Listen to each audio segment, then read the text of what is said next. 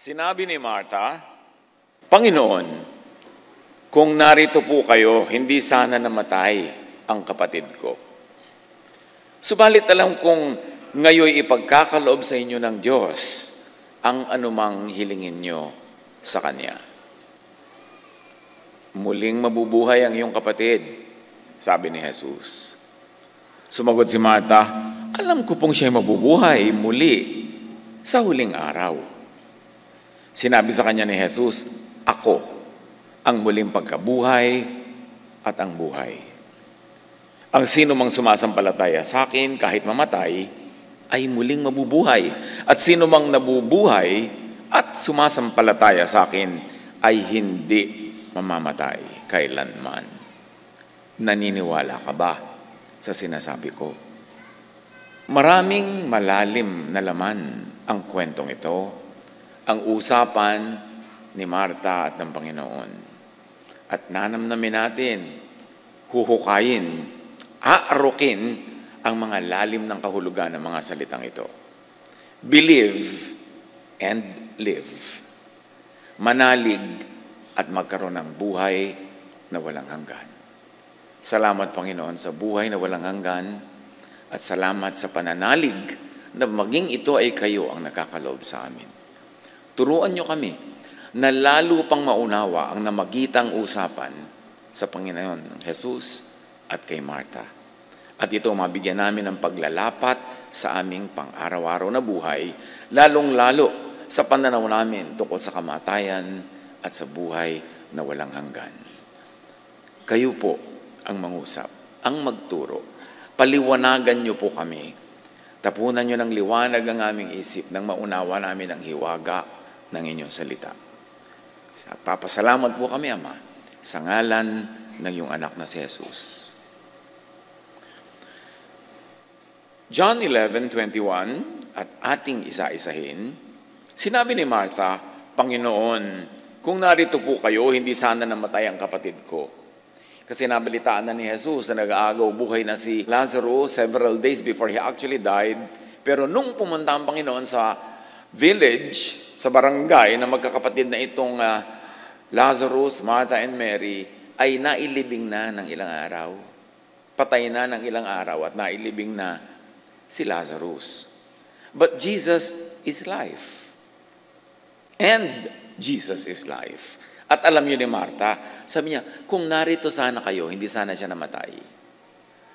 Pero ang tinutukoy ni Martha ang kamatayan ay yung kamatayan lang ng katawan. No? Pero maraming uri ng kamatayan at maraming uri ng buhay at buhay na walang hanggan. But in all this, Jesus is relevant. Jesus is life. Jesus sets free from the fear of death and from death itself. Ito na marahil ang pinakamatinding takot ng tao. At kahit ng mga hayop at maging ng mga halaman ang mamatay. Kaya lahat gumagawa ng paraan para iwasan ang kamatayan. At maraming kung ano-anong ritual, mga paniniwala, mga hokus-pokus na ginagawa ang tao para lang maibsan ang takot sa kamatayan, para lang ma-assure na magkakaroon sila ng buhay na walang hanggan. At sa usapang ito ni Martha at ni Jesus ay marami tayong mapupulot na aral.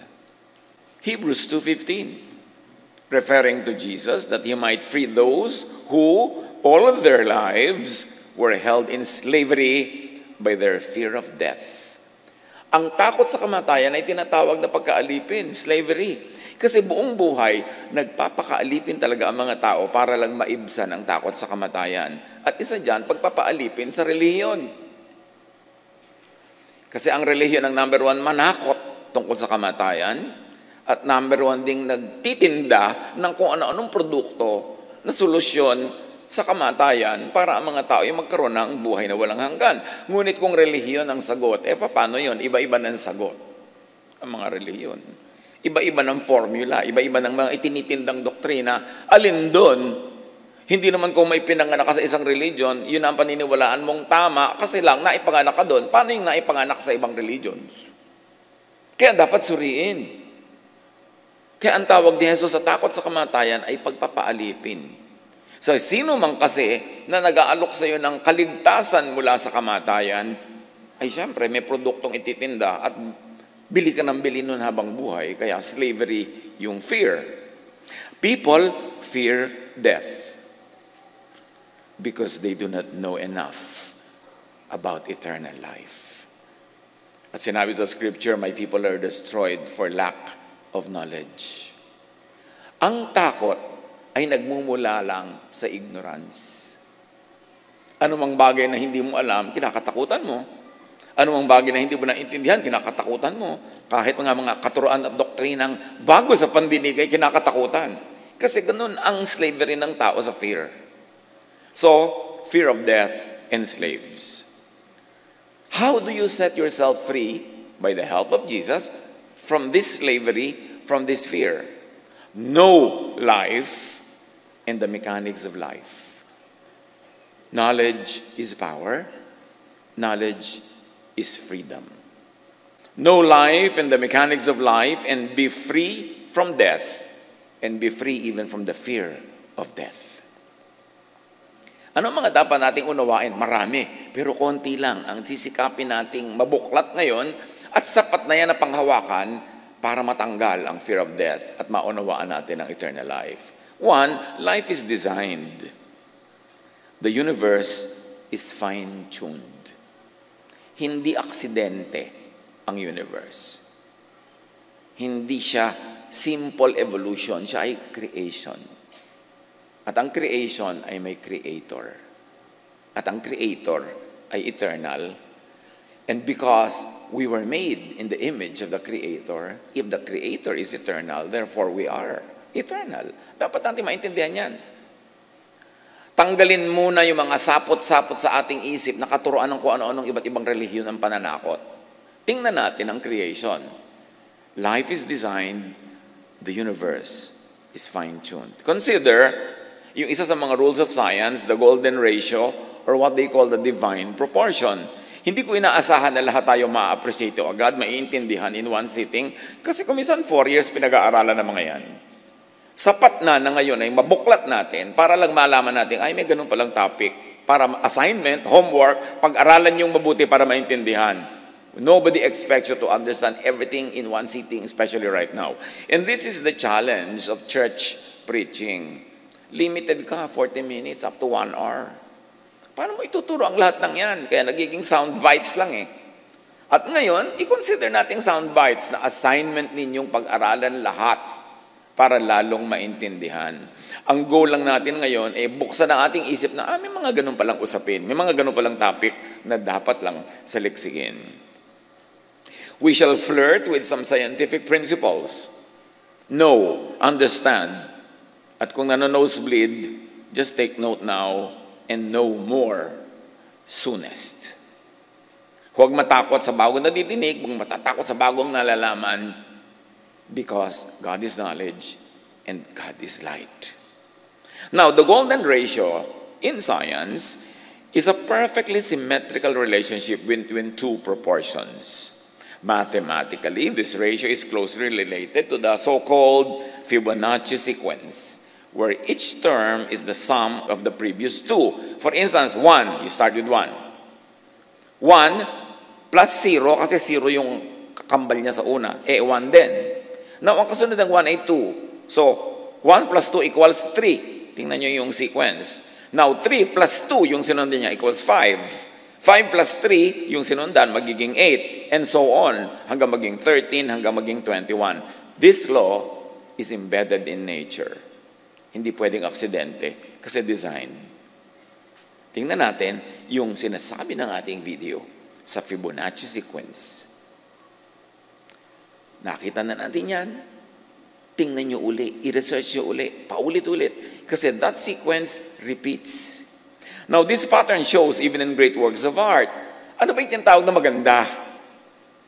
Lumalabas din yung sequence na yan kahit sa shell, kahit sa Milky Way, kahit sa mga halaman, sa fern na bumubuka, kahit sa storm na nabubuo pa lamang, kahit sa sunflower. Pag tinignan nyo, tinitigan, lumalabas yung Fibonacci sequence. At yung Mona Lisa, maganda kasi sumusunod pa rin yan doon sa pattern na yon. Maging ang Greek classical architecture. Maging lahat ng tinatawag nating maganda, yung pinayagan ng humanity na ma-establish na maganda, pati yung painting ni Da Vinci na Creation of Adam, sumusunod sa ganun sequence. Kaya, alam mo man o hindi yung sequence na yun, something inside you tells you, maganda ang art na to. At may nagsasabi naman sa'yo, ay, hindi ito maganda. Bakit tabi-tabingi? Bakit parang magulo? Parang walang kwenta. Kasi nandun yun, embedded sa nature. Pagka tinignan pa natin at kinonsider, halimbawa yung fractal geometry, spell fractal geometry, sometimes called Mandelbrot equation. Now, a fractal is a shape that shows self-similarity. Yan, papasok ang microscope sa tinitingnang parts ng isang living thing. Yung pattern, ulit ng ulit, habang makakarating ang microscope mo sa mas maliit na mga bagay, makikita mong paulit-ulit yung pattern. Every part of the structure is the same as the whole. Maging sa mga shell uli, maging sa sunflower, maging mga sanga ng puno at yung mga veins ng mga dahon at maging mga sanga-sanga ng mga ugat at kung ano-anong bahagi ng ating baga, nandun lahat ang sequence na yan. Pag binuklat mo through the microscope ang lahat, malalaman mo mayroong creator. Lalo naman, pag umakyat ka sa taas, sa kalawakan, through a telescope naman, lalong makikita mo na may creator. The microscope and the telescope are God's great prophets. Kasi inire-reveal nila ang mga hiwaga ng Diyos, na hiwaga lang yun sa hindi marunong. Pero sa marunong, hindi na yung hiwaga. It becomes knowledge. Now, the golden ratio and fractal geometry appears all over nature. Nature follows these patterns. So, anong ibig sabihin? Mga kapatid, merong natural law. Law that applies to all. Ano man ang relihiyon mo, the law of gravity will apply to you.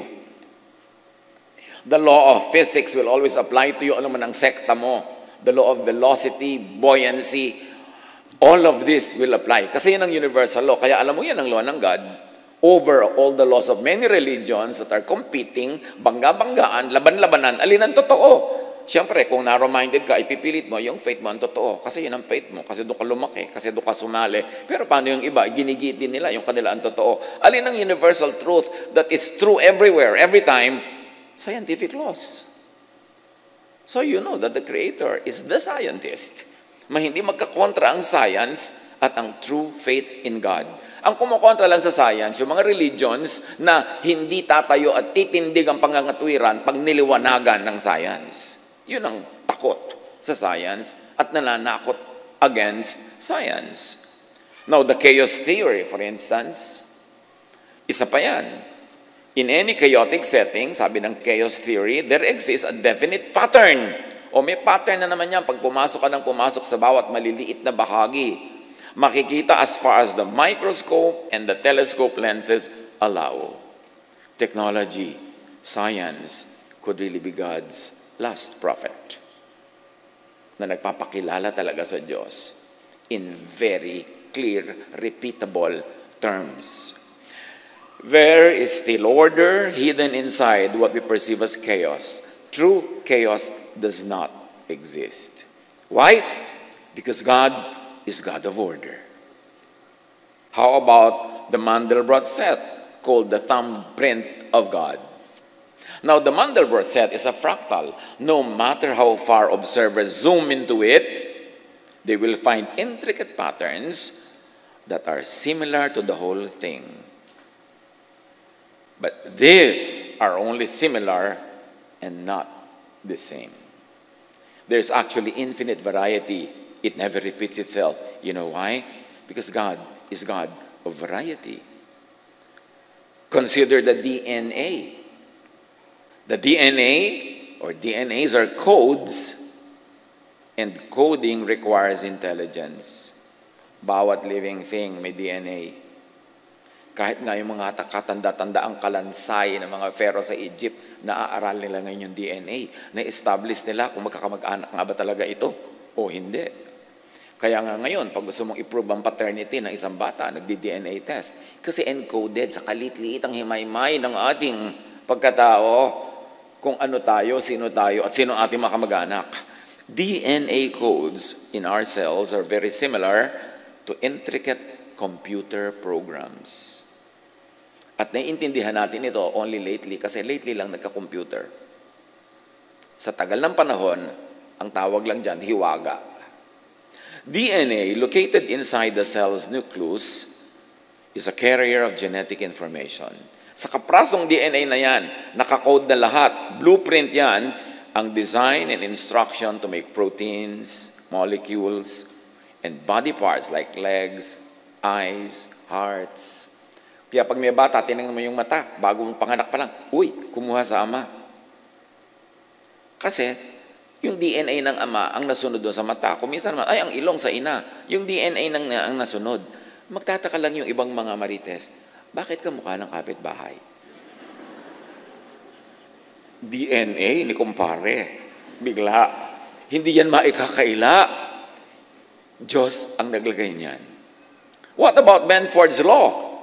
Yung graph na yan, ang sinasabi niyan mga kapatid. Benford's Law states that the leading digit in a number is more likely to be a small number like 1 or 2 or 3, not a large number like 7, 8, or 9. It also states that 1, or the number 1, is the most likely leading digit to occur by far. And this will apply to any random set of data. Anong application nito mga kapatid? Halimbawa, nagre-report kayo ng sales nyo sa BIR. Tapos iniimbento nyo lang yung mga resibo. Gawa lang kayo ng gawa. Gawa lang kayo ng gawa. Ito yung sale. O kaya ang mga tindera nyo, nagre-report ng benta nila sa inyo. Ito yung benta, benta, benta. Gumagawa pa ng mga resibo. Pag nag-Benford Law kayo, mabibisto nyo. Kasi, kahit magtambak ka ng libu-libong number dyan, laging ang pinakamarami dyan, nagsisimula sa 1. Tapos 2, tapos 3, papakonti ng papakonti hanggang 9. Hindi ko kayo tinuturo ang mandaya.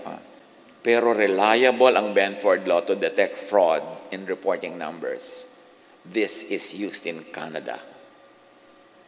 Malalaman, kahit tax declaration mo, nandadaya ka sa mga number mo, kahit yung mga liquidation mo, mga lalabas, kasi God is the master mathematician. At may law ang numbers. Hindi pwedeng dayain. Yan ang alam ng mga engineer. Kaya alam mo yung load ng bridge o 10 tons o ganyan. Kasi may computation kung gaano karaming semento at bato at bakal ang dapat mong ilagay para makatawid dyan ang 10-ton truck. May law ang lahat. Bakit umaakyat ang aeroplano? You know, the science of the aerodynamics. Bakit nahuhulog ang mga dapat mahulog? Because of the law of gravity.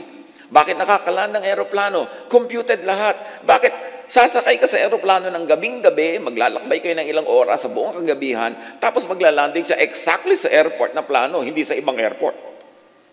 Sumusunod lang yan sa laws of physics, sa laws of geometry.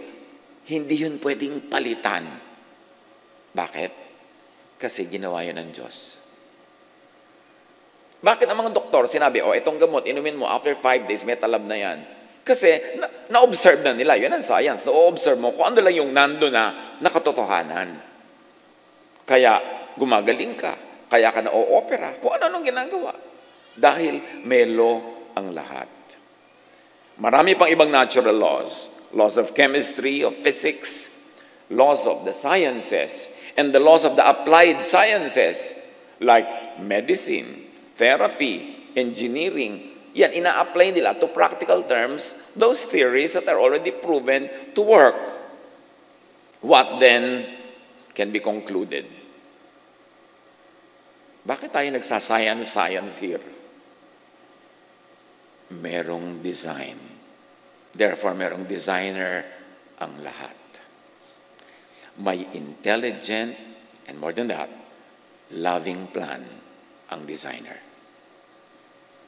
At pag naintindihan mo ito, pawi ang takot mo sa kamatayan kasi pati yung kamatayan at post-kamatayan, plano na. Walang surprise.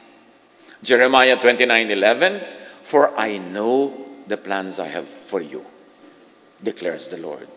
Plans to prosper you and not to harm you. Plans to give you hope and a future. That even death is not meant to harm you." Dapat yung dibdibin nang mawala yung mga takot na yan, yung slavery to the fear of death. Know, appreciate, and have faith on the designer's plan. At sa pagbubungkal natin ng mga scientific structures na to, tinitingnan lang natin na, oo nga, may designer, may Diyos. At hindi to aksidente, hindi kung ano-ano lang. May pupuntahan ng lahat, therefore may pupuntahan ako. At ang pupuntahan ko, ang Diyos. Tip-tipin. Apply this to death and to the fear of death. Bakit ako pa ulit-ulit sa theme na to, yung fear of death and death? As a pastor for more than 4 decades, alam ko na, concluded na, ang talagang major fear ng tao, kamatayan. May sagot na dyan ng Diyos eh. Tapos nagre-religion ka ng 10, 20, 30, 40, 50, 60, 80, 90 years, takot ka pa rin, edi walang napala. Kaya kailangan makalaya. Na napakahalaga, know, appreciate, and have faith on the designer's plan na outside of religious and sectarian texts, traditions, and doctrines. Science inevitably opens to the idea na merong designer, creator, sustainer, na mayroong Diyos. Napakarami ng mga scientists na nagsimula as atheist, kaaral, hindi nila maiwasan ang katotohanan na may creator. Yun lang magde-design ka ng spacecraft na maglalanding sa buwan, na ilang araw na naglalayag sa kalawakan, para ma-compute mo yung mathematics na umalis dito sa Earth na umiikot at magbabiyahe all throughout the space, na hindi siya babangga sa anumang mga ibang mga bagay doon sa kalawakan at makakarating sa buwan na nagbabiyahe din, magkaiba ng biyahe yung Earth at buwan, na-compute mo na maglalanding talaga doon sa ganung oras, sa ganung araw. Kasi may batas na hindi maiiba. Na ganun ang takbo ng mga planeta, ganun ang speed, kanya-kanyang speed, kaya walang mga banggaan. May batas. Habang nag-aaral ka ng science, sobrang bulag ka na pag hindi ka pa naniwala may Diyos. Pwede kasi naman na hindi naniniwala yung mga scientists sa Diyos, yung Diyos na drawing ng religion. Kasi napakarami naman talagang drawing ng religions na hindi naman kapani-paniwala kung isa kang tao nag-iisip at marunong. Kaya dapat hanapin mo yung drawing ng natural law because it will point to the Creator who is God. The God of the sciences is unassailable. Although the God of the religions could be questionable, kasi mga religion nga mismo, iba-iba na tinuturo eh. So alin dyan na papaniwalaan mo? Kaya mahalaga yung science. Huwag kayong matakot sa science. Because God is the ultimate scientist. Job 12, 7-10. But ask the animals, and they will teach you. Or the birds in the sky, and they will tell you. So gusto mo maghanap sa Diyos? Mag-biology. Sino sa inyong laging absent noon sa biology? Hindi tuloy natandaan na ang Heterobasidiomycetidae is the scientific family name of mushrooms. Hindi nga ma-spell. While most religious laws or theologies are inconsistent, contradictory, myopic, local, and sectarian, while most religious laws point to competing prophets and theologians, natural and scientific laws are constant and universal. They point to and reveal the non-sectarian Creator. At gusto kong bigyan ng diin, non-sectarian God. Ang God kasi, pinag-aagaw-agawan ng mga sekta, ng mga relihiyon, at binibigyan ng kanya-kanyang bihis, costume, itsura, drawing, at mga doktrina. No, go to the non-sectarian God of creation. At pwede rin siyang makilala sa Bible. Ang dami-daming pwede mong pagkakilanlan. Marunong ka lang dapat pumili at manuri kung ano ang titingnan. Job 12, 7-10, mag-biology ka daw. Or speak to the earth, and it will teach you. So mag-geology. Or let the fish in the sea inform you. Mag-fisheries. Mag-oceanography pa kung ibig mo. At sa pagpapatuloy ng Job, which of all this does not know that the hand of the Lord has done this? In His hand is the life of every creature and the breath of all mankind. Ang ganda ng realization. Napakaraming magagandang mapupulot sa Biblia. Marunong ka lang tumingin kung saan. Psalm 19:1, the heavens declare the glory of El, or of God. You know, in the original Hebrew of the Old Testament, it is El that is used. In the English translation, it becomes God. And that's when it becomes very contestable to many people. But all the original Hebrew verses say El when they mean God. The heavens declare the glory of El, and the sky displays what his hands have made. Mag-astronomy. Kahit daw sa astronomy, makikita mo ang maker. What we have is not accident, is not chance, but creation. And we are the crowning glory of that creation, at least from our point of view. Now, understand, as we have been saying, life and the mechanics of life. And one important truth is that the Creator is eternal. God does not die. Jesus, the man, died. But remember, Jesus is the divine that was made into flesh. And that flesh was a thing that died, not the spirit of Jesus that is eternal.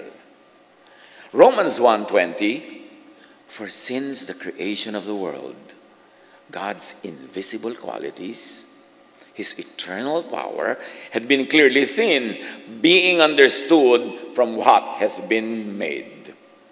Ang linaw ng sinabi ng Romans, ang pagpapakilala ng Diyos ay sa pamamagitan ng kanyang nilikha, mga bagay-bagay na nakapaligid sa atin, not from religious and sectarian theologies. Pag diyan ka nagpadala sa mga religious and sectarian theologies, dahil iba-iba yan, malilito ka talaga. Gusto mong makilala ang creation, kilalanin mo yung creator. Paano mo kilalanin yung creator? Through the creation. Through what has been made. Through the material world. Because creation reflects the creator. Even we are made in God's image. And that is not meant to be physical. We are made in the spirit, or in the image of the Spirit, in the nature of the Spirit of God. Creation reflects the Creator more than competing theologies. 1 Timothy 1:17, now to the King eternal, immortal, invisible, and may I add, but visible through creation. You want to see God, you cannot see God in truth because God is Spirit.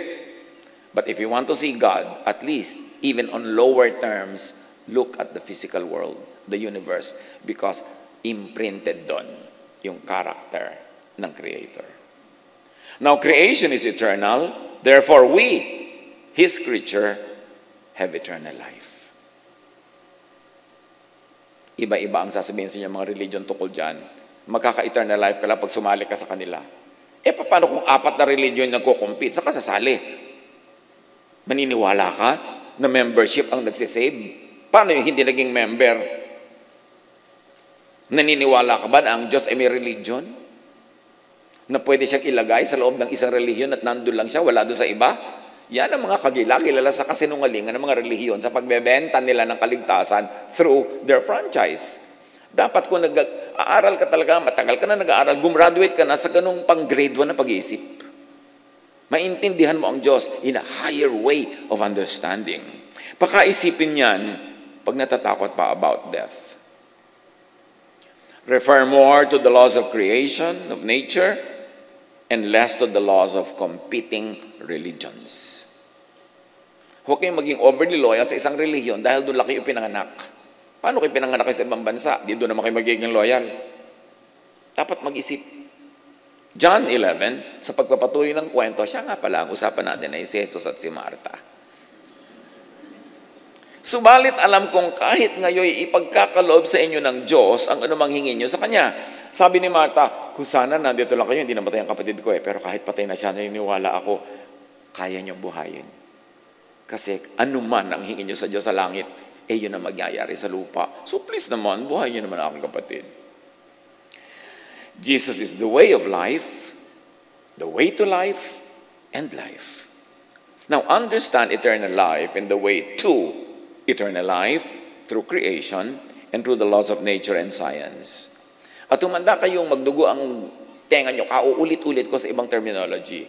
Kasi repetition clarifies. Kung naintindihan nyo na sa unang sabi, huwag nyo nang pansinin yung kauulit. Kasi merong mga sa ikapitong sabi pa maintindihan eh. So kailangan ulit-ulitin natin para sa kabutihan ng lahat. Now understand eternal life and the way to eternal life through creation more than through iba-iba at kontra-kontrang religious teachings at matatakot ka lang pag doon ka nakinig. Now, remember we said God created a fine-tuned universe? Planado ang lahat. Walang tsamba-tsamba. Meanwhile, beneath, above, and beyond the visible, all creation is energy, frequency, and vibration. Konting basic sciences lang will tell you everything vibrates. Kahit yung hindi gumagalaw na isang bagay na hawak nyo, nagbabibrate yan in microscopic levels. Yung lampas, higit sa nakikita ng mata, ang lahat ay vibration, energy, frequency. Kaya nga ang radyo, frequency eh. Nagtataka kayo, bakit yung boses ng artista ng radyo na nandun sa malayong studio ay lilipad sa himpapawid, madadakma ng radyo nyo at dadalin sa tenga nyo yung boses niya, di ba? Kasi yung boses, more than what you can see and what you can hear, vibration yun eh, frequency. Kaya pag yung radyo nyo, dinala nyo sa frequency 702, madidinig nyo DCIS. Pero iurong nyo lang ng konti, iba na madidinig nyo. Kasi ibang frequency na yung pinupuntahan nyo. Ngayon, lahat may frequency. Pag naka-tune in ka sa frequency ng Diyos, can you imagine what will happen? Kaya dapat na-develop natin lahat yan, may frequency. Nothing rests, sabi ng science. Everything moves, everything vibrates. John 4:24, God is spirit, sabi ni Jesus, and His worshipers must worship in the spirit and in truth. So, espiritu ang Diyos. And in the spirit world, it's all vibration, frequency, energy. Yan yung mga na-discover ni Tesla, ni Nikola Tesla, energy. Na pwede pala ang wireless power makarating kahit kanino, pero pinigil lang yan ng mga gustong magbenta ng power. Kaya kailangan may wire para dadaan ka sa wire nila. Ganun yan yung mga relihiyon. Kailangan dadaan ka sa kanila. Franchise lang yan eh. Now, God, the Creator, has and is Spirit. Therefore, God, the Creator, who is not matter, who is not physical, but Spirit, is supreme energy, frequency, and vibration. Hindi yan pagtampalasan sa kadakilaan ng Diyos. Inuunawa lang natin sa ibang pananaw. God is not a man, sabi ng Hebrews 23:19. God is not a white-bearded lolo na nakaupo sa mga ulap at may hawak na kidlat para tudlain ang mga nakakainisan niya. Yan ang drawing ng religion. God is not a man. Kaya hindi tayo dapat mag-confine sa mga religious images kasi puro images yun ng humans. Yung mga lahat ng mga divine personalities represented as humans. Hindi nga human ang Diyos, hindi nga man. So misrepresentation yun na God. Repeat, God, the Creator, has and is Spirit, therefore is supreme energy, frequency, and vibration. The energy, the frequency and vibration of God is love. Imagine God and love as a spiritual and invisible power, energy, vibration, and frequency, only manifesting in the material world through many acts of love. But love is an idea. Love is a concept. Therefore, love is frequency, energy, vibration. And God is love. I-correlate nyo yan. Magkakadugtong yan. Only understood by those who will really plumb the depths of the many angles of truth. In the spirit world, it's not physical or material or anthropomorphic. Hindi kamukha ng tao. It's spirit. Ang usapan spirit, energy, vibration, frequency. Ang Creator ay energy, frequency, power. Therefore, ang creation ay ganun din. Because we were made in God's image. Our true essence is not our nose, not our eyes, not our body, not the color of our skin, but the Spirit in us. And that Spirit is frequency, energy, vibration. When the body dies, that Spirit is released and it goes back to God, who is the true frequency and energy and vibration. But even while you're alive in the body, the Spirit can already align with the Spirit of God. At yan ang sinasabi ni Jesus, that you can be the kingdom of God. The kingdom of God is in you. It's not in the stone temples. It's not on mountains. It's not in places of worship. You are the temple of the God, of the Spirit of God. So pagka tumugma na ang frequency mo, ang vibration mo, ang energy mo sa frequency, energy, and vibration of God, nakakabit ka na sa God, nakakonek ka na sa eternal life. Kaya sabi ni Jesus, if you are in me, though you die, you do not die. Or though your body dies, you live again. Paulit-ulit si Jesus sa tema na yon.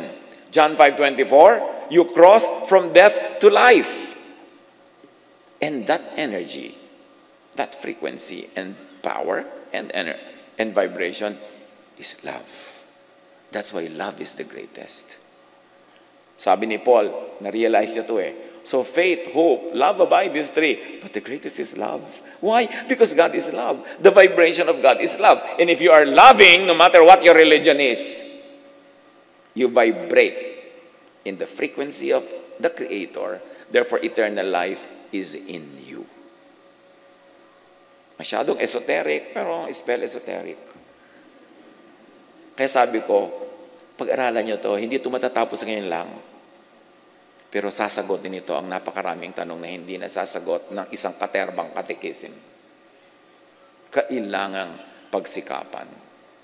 Colossians 3:13-14, love binds all together in perfect unity. At sabi pa, in Him, all things are held together. So si Jesus, yung power na yun that holds everything together. And Jesus is called light, the light of the world. And go to science, because all scientific facts will tell you that if there's one thing that really holds life together, it is light. Even sa biology, kailangan mo ang light. Kaya kahit sa Genesis, sinabi, let there be light. Light muna ang simula para magkaroon ng life. And Jesus is that light of the divine that has come to the world. And the message, the vibration of that light is love. Kaya sabi ni Jesus, love. Love God. Love your fellow men, and you will have eternal life. Jesus could be understood in scientific terms if you would think of light and Jesus as light. Now, going back to the life and mechanics of life, as we have already said, God, the Creator, is love. As God is eternal, love is eternal. Marami ng mga young people, sabi nila, kinonfess later, nagdudugo na daw yung tenga nila sa katuturo ko ng love at Jesusness. But, one day, isang araw, ting! Biglang bumukas yung naintindihan nila. Gusto daw akong puntahan at pagyayakapin at pasalamatan. Ay, salamat. Ito pala yung tinutukoy nyo. Hindi lang namin maintindihan nung kaya nagsasawa na kami. Kaya yung mga iba darating, anong teaching ngayon? Baka Jesus na naman, ha? You know, habang hindi nyo pa naiintindihan yan talaga, maiinis lang kayo, baka uulit.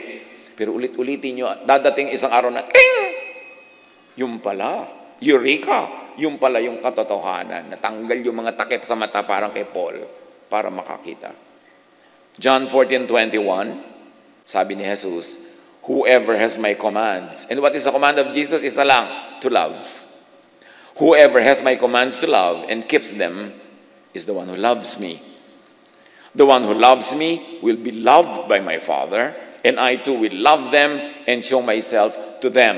Now we enter another phase of our discussion, the issue of cycles, circles, repetitions. Sabi ni Jesus, kung sino ang sumusunod sa akin at umiibig, ay iibigin ko. So ikaw at si Jesus. Sabi niya, kung sino man ang iniibig ko, iibigin ng Ama. Therefore, iibigin ka rin ng Ama. At dahil iniibig mo si Jesus, iniibig ka ni Jesus ang Ama, iniibig ng Ama si Jesus at iniibig ni Jesus ang Ama, therefore iibigin ka rin ng Ama. Makikipag-ibigan ka sa Ama at kay Jesus, ikot ng ikot yung cycle. Because true eternity is a circle.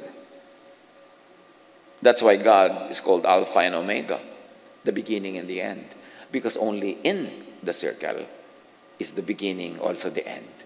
And therefore, there is no end because it becomes another beginning, kaya eternal. And that's when you know sacred art. In any religion, ang sacred art features a lot of circles. Paikot-ikot, paikot-ikot, paikot-ikot, because the divine does not end. And it shows even in art. So, the circle is a very important shape that expresses the eternity of the divine. Now, love, like energy, is cyclical, therefore, eternal. Kung merong cyclical, eternal yon. At kung merong eternal, cyclical yon. Tulad ng water cycle. Did you know na mula nung nilikha ang buong universe, not one drop of water is lost or gained? Because everything recycles. Yung ininom yung tubig kaninang umaga, pinagugasan ang paa ni Cleopatra. 2,000 years ago. Paulit-ulit lang. Kasi nire-recycle. That's why recycling is a very advanced attitude. Yung nire-recycle mo yung supot, nire-recycle mo yung mga lalagyan para bumalik siya sa pagiging useful at huwag siyang maging basura. Now, John 11, balik kay Martha at Jesus, sabi ni Martha, kung sana lang nandito kayo, hindi mo mamamatay ang kapatid ko eh. Sabi ni Jesus sa verse 23, muling mabubuhay ang iyong kapatid. Sabi ni Jesus. At bakit? Bakit siya muling mabubuhay? Kasi love ko siya. At love niya ako. At dahil ang vibration ng divine ay love, when you love, and when I love you, the vibration of life is in you, you never die. Only the body dies, but it actually doesn't die. The body only recycles. Lahat ng kinain yung calcium, phosphorus, at kung ano-ano pa, babalik lang yan sa lupa para maging vitamina na naman at magiging papaya. May kakain na naman ng papaya, mapapasok sa katawan ng tao at pag namatay siya, babalik sa lupa. Lahat pabalik-balik. Kaya yung kinain nyo kaninang umaga, hulaan nyo kung ano yun. Sa kanyang previous cycle. Pabalik-balik lang. We participate in the circle of life. At bakit mabubuhay si Lazarus? Because he is in me, kung sasabihin ni Jesus. And I am in him. And because I do not die, whoever is in me will never die. At sino man ang aking pamugaran, tirhan, at makipag-isa ako sa kanya, hindi rin siya mamamatay. Masasama siya sa buhay, hindi niya ako madadala sa kamatayan. Pero sabi niya kay Martha, but if you want earthly life again, now, sige pues, buhayin natin kung ilaligaya niyo. So binuhay ngayon itong si Lazarus. Maraming mga Christians, Bible-based Christians, ayaw magpa-cremate o galit sa cremation. Dahil paano ako mabubuo ulit pag bumalik ang Diyos? Problema na yun ng Diyos. Sa palagay mo ba, pag inilibing ka ng buong katawan, hindi ka kulang, tinanggal na nga nung ikaw ay inimbalsa mo, tinanggal yung mga laman loob mo, di kulang ka na rin. At kung kinain na ng mga uod yung katawan mo, yung mga uod ang dami-dami, sila ngayon ang bubuuin uli para mabuo ka. Huwag mo problemahin yun. Dahil si Lazarus nga binuhay eh. Sabi nga nung magkakapatid, may amoy na po, huwag na natin buksan ng libingan. Matagal na siyang patay. Hindi naman kasi uso na yung balsa mo, may amoy na. Anong amoy-amoy? Kaya kang i-reconstitute ni Jesus. No matter what your situation. Kaya kung gusto mo magpa-cremate, go ahead. Ang clean-clean, hindi na nakikita yung bangkay mo, tinitingnan po ng mga nakikipaglibing, ay, nangingitim na ang kuko. Yung iba tinitingnan mo lagi yung kuko ng bangkay, ay, may hawak na pera. Kung ano-ano pang magiging issue tuloy dahil nandun yung katawan mo. So, mabuti pa nga yung clean na clean eh. Although I don't endorse it. Wala naman ako ibinibenta cremation, insurance. Pero, huwag kayong magpadala sa ganung mamunting bagay. Hindi yun ang issue. The issue is, do you have eternal life? Do you have Jesus in you? And no matter what your religion, if you love, you transcend those sectarian divisions and go above it and become universal, and you join the Creator who is non-sectarian. And that Creator vibrates in love. So vibrate in love. Now, to be in the realm or the frequency, vibration, and energy of the Creator, meaning to be in the kingdom of God or of kingdom of heaven, be in the realm, be in the frequency, vibration, and energy of love. Ang daming parenthetic phrases. Let me simplify. To be in the realm of the Creator, to be in the kingdom of God, be in the realm of love. May nangyayari sa spirit mo na nagbabibrate kasabay ng vibration ng love, which is the vibration of God, because God is love, so pumapasok ka sa circle of eternity. John 15:10, if you keep my commands to love, you will remain in my love. Meaning, you will remain in me, you will remain in life, you will remain in eternity. John 3:16-17, for this is how God loved the world, or this is how God gives eternal life. He gave His one and only Son, that everyone who believes in Him, meaning who believes in His message, which is love, will not perish, but have eternal life. Why? Because love is the greatest. Now, the law of conservation of energy says that all matter must cycle in order to continuously exist. Di ba ipinasok na nga tayo ni Jesus sa discussion ng cycle? Ikaw, si Jesus, ang Ama, pupunta sa iyo, pupunta ka kay Jesus, magiging isa kayo in a circle. Love cycles and recycles. Love is give and take. Kaya pag may nagtatanong, in love po ba ako talaga? Sabi ko, re-reviewin ko, ano ko, iha, hindi ka in love kasi puro ka take. Give and take ang love. Mahal po kaya ako ng aking nobyo? Nagbibigay ba sa'yo? Take po ng take. My boyfriend gets and forgets. Well, I give and forgive. Hindi love yan. One way yan. Kasi love is two-way. And only a two-way love will remain forever. Kaya yung mga mag-asawa ko minsan, you fall out of love, unti-unti, dahan-dahan. It takes years bago mo ma-realize na hindi ko na pala tumahal. Bakit? Kasi walang cycle, walang two-way. Puro ako na lang ng ako ang nagpapasensya, ako na lang ng ako nasasaktan, siya na lang siya ang masarap ang buhay. Lalayo na lalayo ang loob mo, nawawala yung love. Kaya yung love is two-way. Love is cyclical. And if it is cyclical, it will be forever. It will be for life. Because if it's a cycle, if it recycles, it will be eternal. The first law of thermodynamics says, energy cannot be created or destroyed. Nalaman nyo na yan ng grade 4 science pa lang, kundi kayo absent. Energy cannot be created or destroyed. It can only be transformed from one form to another. So ikaw, hindi ka madedestroy. You will only be transformed. You will return to God in another format. Huwag nyo naman paniwalaan yung mga karton ng relihiyon na pagbalik mo sa Diyos, nandun lahat ng mga kamag-anak mo, nakakimono pa rin ang lola mo, nakadaster ang nanay mo, naka-jogging pants yung kuya mo, at may reunion kayo doon na parang yung barangay nyo, inilipat lang sa Pasay to heaven. Ganun kasi i-oversimplify ang relihiyon eh. Ay, may reunion tayo. Ay, nandun po ba lola ko? Siyempre, nandun lola. Magkagawa po din po kaya sa Nata-Di Coco? Siyempre, you mean to say, may Nata-Di Coco din sa eternity? Lahat physically lilipat? No. Matatransform ka, we will be changed. At ang matitira sa'yo, yung essence mo, yung vibration, yung frequency, yung energy. Alam nga naman ganyan. Kaya ang tanong ng iba, paano po ako ngayon? Baldado po ako. Baldado po ba ako sa eternity? Siyempre, sagot naman ng Pollyannish religion, hindi, gagaling ka na. Ano pong edad ko? Kasi ayoko po ng itsura ko ngayon. Gusto ko yung itsura ko noong ako'y 20 anyos. Sabihin natin sa Diyos, ibalik ka sa 20. So, merong iba-iba na naman. Ang gulo-gulo. Kasi hindi naman tayo ganitong-ganito paglipat eh. Kaya ko ipinipilit ngayon, intindihin nyo that this is all frequency, this is vibration. Hindi ito physical being. Lalampasan mo yan. Kung hindi man natin maintindihan lahat yung ngayon, ipasa Diyos mo na lang. Hindi mo nga naintindihan nun yung geometry, pumasa ka pa rin eh. Kaka-graduate ka pa nga. Di ganun din yung spirituality. Hindi mo kailangan maintindihan lahat. Tanggapin mo na lang, alam yan ng Diyos. Tapos, ang mahalaga, love na lang. Kasi yun ang kaya natin maintindihan. At hindi mo man maibatid ang mechanics noon, it is what will bring you to eternal life. God said that. Jesus said that. The Bible keeps repeating that.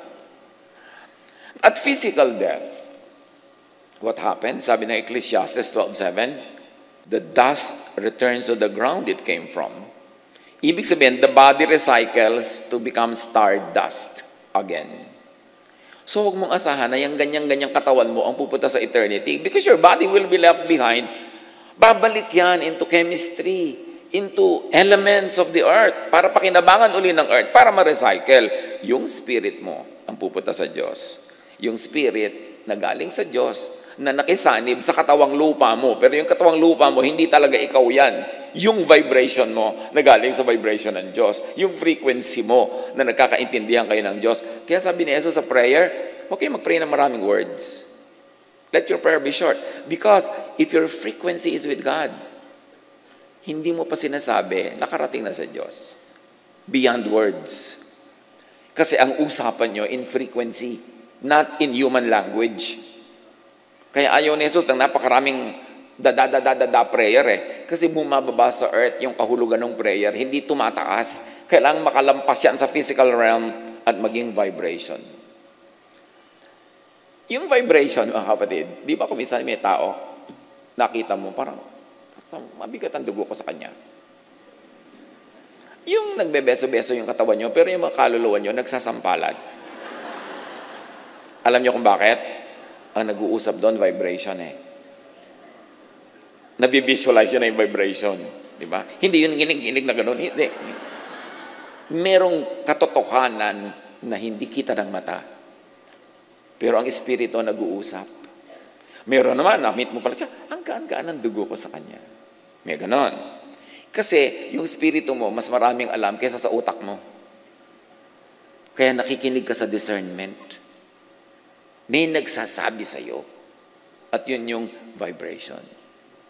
Now, Ecclesiastes 12:7, the dust returns to the ground it came from at death, and the spirit returns to God who gave it. Meaning, the spirit recycles to energy, to vibration, to frequency of the Creator. And you become completely one again because now you are no longer encumbered, you are no longer limited by the physical body. That's why death is freedom. Kaya huwag matakot. Sa kabila nung pinto ng kamatayan nun, nandun pa rin ang Diyos. Mas maningning, mas mauunawaan. Believers in Jesus and Jesus-ness vibrate in the frequency of eternal love. Enter the sphere of the divine eternal energy. Hindi yan hindi yan new age. Yan ay karunungan na itinuturo sa atin ng science. Believers in Jesus are born again, recreated, recycled into eternal spirit, eternal life of the divine. John 11:24, sumagot si Martha, alam ko pong mabubuhay muli sa huling araw ang aking kapatid. Sinabi ni Jesus, anong huling araw ang pinagsasasabi mo dyan? Ako ang muling pagkabuhay at ang buhay. Ako, hindi ang future event, hindi ang religious dates, hindi ang Jewish belief, hindi ang katuruan ng kung ano-ano dyan. Ako mismo ang buhay at ang buhay na walang hanggan. Kahit kailan, pwede ako magbigay ng buhay. Kahit anong paraan, pwede ako magbigay ng buhay. So huwag mong hintayin yung huling araw. Sabi niya, ako, hindi ang huling araw, ang buhay. Ako ang muling pagkabuhay at ang buhay. Yung muling pagkabuhay sa namatay na yung katawan. Yung buhay sa hindi pa namamatay ang katawan. Parehong operational ang power ni Jesus.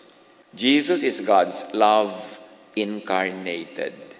Di ba ang pag-ibig nga ay frequency? O paano ngayon? Naging tao si Jesus. Pero beyond that tao, beyond that katawan is the universal spirit of the Word who was made flesh. John 5:24, whoever hears my word and believes him who sent me has eternal life. Walang binanggit ditong religion, ha? Walang binanggit na sekta. Walang binanggit na ritual. Ang sabi lang ni Jesus, ang nakikinig sa aking salita at katuruan ng pag-ibig at nananalig dito, meron ng buhay na walang hanggan. Hindi na niya kailangan hintay mamatay ang katawan niya. Nagsimula na ang buhay niyang walang hanggan. Lilipat na lang yon, oras na namatay yung katawan. Love, not religious identity, is the distinction of those who are truly in God, of those who have eternal life. Gusto mong tanungin, ligtas na po ba talaga ako? Ligtas na kaya siya? Itanong mo, loving ba? Because love is the distinctive, not religious identity, not ritual, not anything. Love. 1 John 4:8, whoever does not love does not know God, because God is love. Di ba ang daming relihiyoso, hindi naman loving?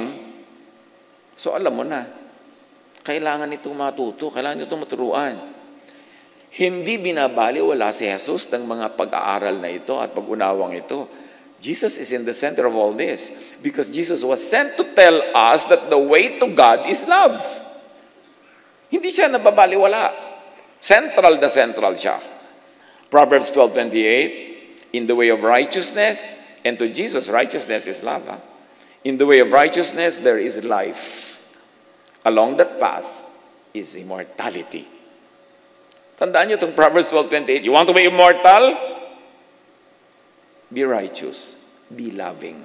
Hindi ito be righteous according to the law, but be righteous according to the command of God through Jesus, love.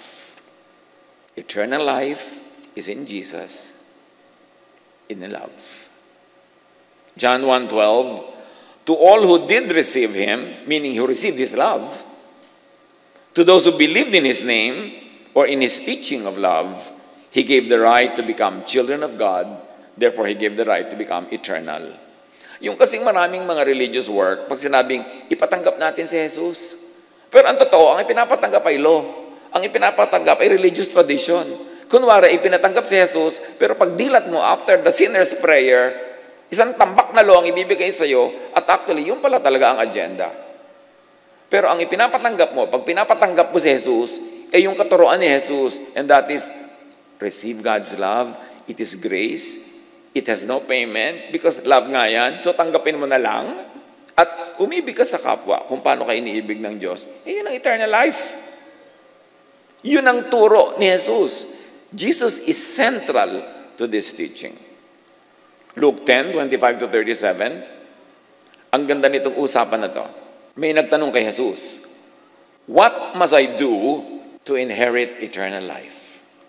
It's probably one of the most important questions you could ask in your life. Sabi ni Jesus, what is written in the law? Mukhang akala mo law pala. Jesus replied, how do you read it? He answered, yung nagtatanong, love the Lord your God and love your neighbor as yourself. Observe that this is a non-religious, a non-sectarian way to inherit eternal life. You have answered correctly, Jesus said. Do this, love, and you will live. Hindi sinabing, join this religion, do this ritual. Sabi niya, paano po ba ako magkakaroon ng buhay na walang hanggan? Sabi ni Jesus, ano bang basa mo sa law? Anong interpretation mo dyan? Anong tingin mo? Mahalin po ang Diyos at ang kapwa. Yes! Tama ka! Gawin mo yan at magkakaroon ka ng buhay na walang hanggan. This is Jesus, the non-sectarian Son of the non-sectarian God. Binibigyan niya ng halaga yung vibration mo to vibrate in the frequency of love. To inherit eternal life, love God the Most High and love your neighbor. Why love your neighbor? Because God loves that neighbor of yours. How can you say you love God and hate your neighbor? Love din ng God yung neighbor na yon. Non-religious, non-sectarian. Here, Jesus sets free from religious brands and branding. Another mechanics of life na dapat ma-appreciate is recycling in spiritual terms, religious terms. Being born again is the way to the way of eternity, the way of the kingdom of God. Get into stay in the cycle of love, of energy, of life. Nawa ka, uulit natin ang word na life na yan and love, lalong lumalim ng lumalim. Huwag niyong bilangin, ay, ika-37 ulit na yung word na love. Kailangan patalabin. 1 John 4:12, no one has ever seen God. No one has ever seen God. But if we love one another, God lives in us, and His love is made complete in us. Therefore, you want to see God?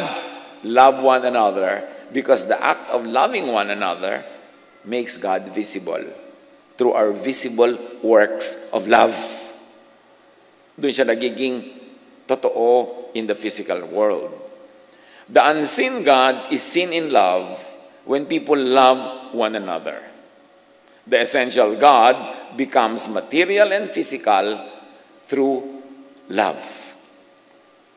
John 17:26, I have made you known to them, sabi ni Jesus sa Ama, in order that the love you have for me may be in them and that I myself may be in them. See the cycle?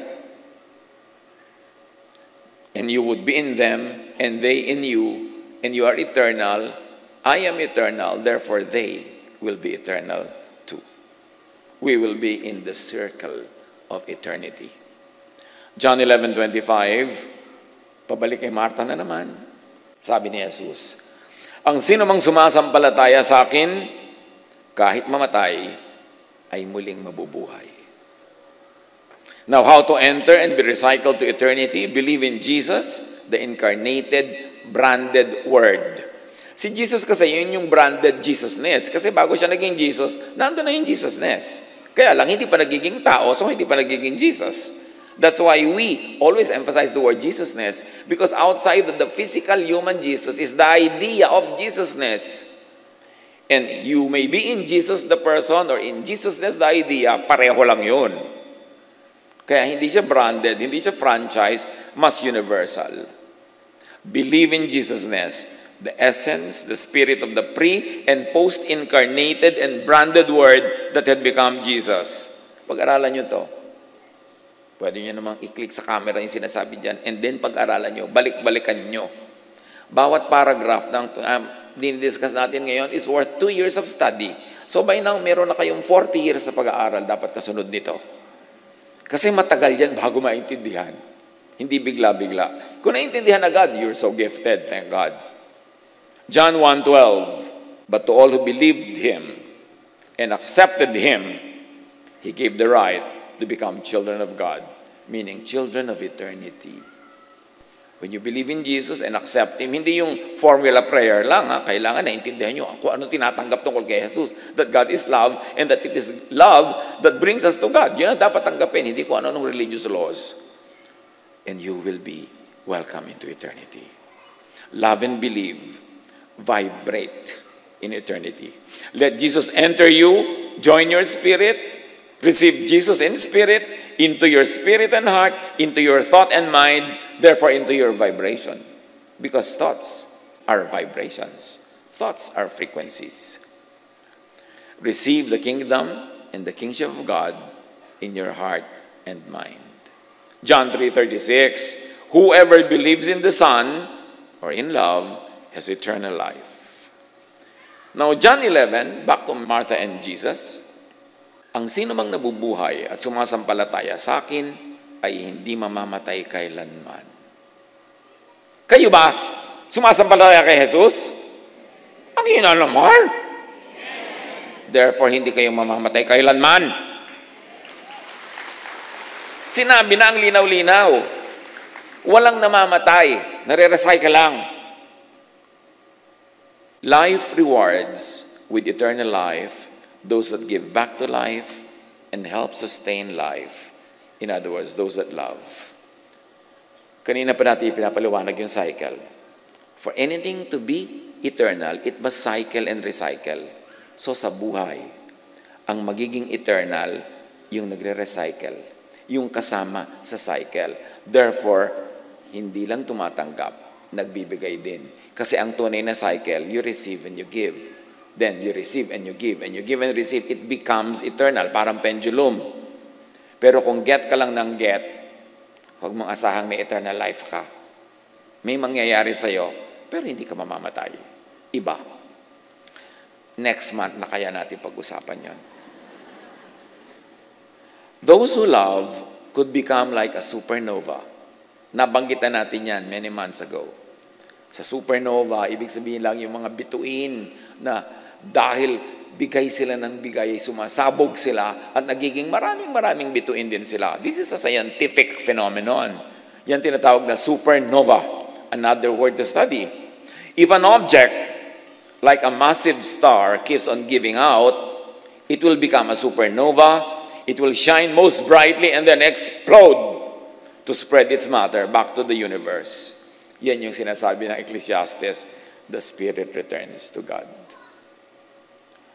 Pag supernova ka, give ka ng give, love ka ng love, sabi ng Diyos, isali natin siya sa eternity. Kasi ang kasama sa eternity dapat nagre-recycle. Kasama sa cycle of life. Pag take lang ng take, hindi nag-give. Ba't natin isasama yan? E di uubusin niya ang life. Kailangan nag-give. So, sabi ng ganon, magiging supernova ito. Mamatay ka man, dadami ka. Di ba, ganon din tayo, yung mga nagpa-aral ka, namatay ka man, marami yung natuto. Nagpakain ka, mamatay ka man, marami yung natuloy ang buhay, nadugtungan ng buhay. So yung bigay ng bigay, yun ang tunay na umiibig. At ang tunay na umiibig, kung hahanap tayo ng comparison sa astronomy, yun yung nagiging supernova, sumasabog, hindi para mawala, kundi para dumami. Those who love could get recycled, recreated, reborn. In other words, it could become born again. Kaya sabi ni Jesus, you must be born again. You want eternity? You must be born again. Kailangang maging supernova ka. Mag-give ka ng give, tapos sasabog ka, at dadami ka. Yan yung nagkakaroon ka ng buhay na walang hanggan. Kasi buhay ka pa, nagpapatuloy ang buhay mo doon sa mga inibig mo, minahal mo, pinakain mo, kasali ka sa circle of life. John 3:3, Jesus replied, very truly I tell you, no one can see the kingdom of God unless they are born again. Unless they are born from above. In other words, unless they are recycled, unless they become supernova. Proverbs 11:30, the fruit of the righteous is a tree of life, and the one who is wise saves lives. The one who is wise recycles life. The one who is wise gives and receives. The one who is wise loves, and therefore will be eternal. Look at Jesus. Look at Jesusness. And look at Jesusness believers as supernovas. John 12:24-25. I tell you the truth. Ito yung in biology, ito naman yung equivalent ng astronomy, supernova. Sabi ni Jesus, I tell you the truth. Unless a kernel of wheat is planted in the soil and dies, it remains alone. But its death will produce many new kernels, a plentiful harvest of new lives, of recycled lives, of stars, if you must. So sinasabi ni Jesus yung principle, mamamatay man niyang mga trigo na yan, hindi talaga yan mamamatay kasi magtutubuan ng napakarami mga ibang trigo na nabuhay dahil siya'y namatay. Ganon din ang ginawa ni Jesus, namatay, maraming nabuhay. So dapat sa iyo mambuhay, maraming mabuhay. At mamatay ka man, mabubuhay ka uli.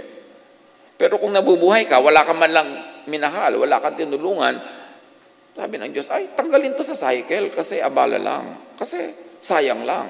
Hindi siya nagpa-participate sa recycling of life. So dapat mawala siya sa cycle kasi abala siya. So, ang ibig natin sabihin, meanwhile, those who are not in God, those who are not in Jesus, those who are not in love, meaning those who are not productive, useful, contributing to the creation and to the system, will not be allowed to be eternal. So, hindi lahat magiging eternal. Merong mga hindi magiging eternal. Bakit? Hindi sila isasali sa circle of eternity kasi sayang lang. Hindi sila kasama sa recycling. Wasteful. Hindi sila loving. Hindi sila giving. So, anong papakinabangan ng eternal system sa kanila? Dapat silang ma-eliminate. They will be annihilated or destroyed. They will perish. Jesus taught that people who did not believe in Him meaning in love, in giving, would perish. Hindi niya sinabing will be punished forever. Ang sabi ni Jesus, will perish. Ang equivalent nito sa astronomy, black hole. At babalikan natin yung black hole na yan. Kung pwede kang ma-supernova, pwede ka rin ma-black hole. John 3:16, for God so loved the world that He gave His one and only Son, that whoever believes in Him shall not perish, but have eternal life. In scientific equivalent, the unbelieving, the unloving, the selfish could be black holed. Yun yung perish. What is a black hole? If an object, like a massive star, keeps on taking and taking matter by its gravitational pull without giving out, it will become a black hole, a region of darkness and nothingness. Ganun ang nangyayari sa hindi loving. Kaya dapat unawain ang teaching of love. Matthew 25:30, sabi ni Jesus tungkol sa mga ganito, throw that worthless servant outside into the darkness. And if you like to read it, into the black hole. Hindi sila dapat payagang patuloy na makisali sa recycling kasi hindi sila nagre-recycle. Hindi sila nagko-contribute sa eternity. Take lang sila ng take. At sabi ni Jesus sa John 11:26 kay Martha, naniniwala ka ba sa sinabi ko? Kasi lahat ng pinag-usapan natin, pwede ilagay sa loob ng usapan nila. Faith is everything. Faith opens to eternity. Faith in Jesus, in the essence and teaching of Jesus, in Jesus-ness, saves from judgment by the law, saves from guilt and fear, and gives eternal life. Sumagot si Martha, opo, Panginoon. Naniniwala po akong kayo ang Kristo, ang anak ng Diyos na inaasahang darating sa sanlibutan. Ang daming naganap sa usapan na yon. Pag titingnan natin yung mga in between the lines. For now, mga kapatid, mayroong definite law of creation, of nature. To stay in that system, to stay in eternal life, live by that law. Love. Do not fear death. Wala yan sa plano ng Diyos para sa atin. Kaya ipinadala niya si Jesus para tayong mahalin at mahalin natin si Jesus at maunawa na ating dapat yun lang atupagin natin, magmahalan. Believe that you have eternal life in Jesus by believing in Jesus. Love so that you will have eternal life and know that you have eternal life. Ngayon, kung nosebleed ang lahat ng ito, huwag na lang malito o palito. Love na lang. Panginoon, salamat po. Na maaaring maunawaan ng mga maraming mahiwagang mga katuruan through the many layers of knowledge, even through scientific knowledge. Kayo ang author ng lahat ng knowledge at nais naming matuto sa maraming paraan, sa maraming anggulo, sa maraming dimensions. Continue to teach us. Pagbulay-bulayan ang lahat ng ito